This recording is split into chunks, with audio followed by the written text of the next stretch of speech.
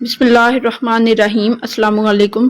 ایک گاؤں میں ڈاکو داخل ہوئے اور وہاں کی تمام عورتوں کی عصمت دری کر دی، مگر ایک خاتون ایسی تھی، جب اس کے گھر میں ڈاکو داخل ہوا تو اس نے اس ڈاکو کو قتل کر دیا اور سر کاٹ دیا۔ واردات کے بعد جب تمام ڈاکو اس گاؤں سے چلے گئے تو تمام عورتیں اپنے پھٹے ہوئے کپڑوں سمیت گھروں سے نکل آئیں اور روتے ہوئے ایک دوسرے کو روداد بیان کرنے لگیں۔ اتنے میں وہ بہادر خاتون اپنے گھر سے باہر نکلی۔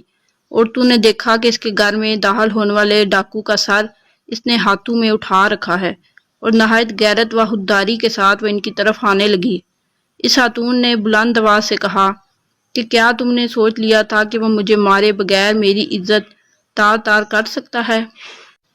گاؤں کی عورتوں نے ایک دوسرے کی طرف دیکھا اور فیصلہ کیا کہ اسے قتل کر دیا جائے تاکہ ان کی عزت بچی رہے، اور ان کے شوہر کام سے واپس آنے کے بعد ان سے یہ نہ پوچھیں کہ تم نے اس کی طرح مزاحمت کیوں نہیں کی۔ پھر انہوں نے اس بہادر خاتون پر حملہ کر کے اسے قتل کر دیا۔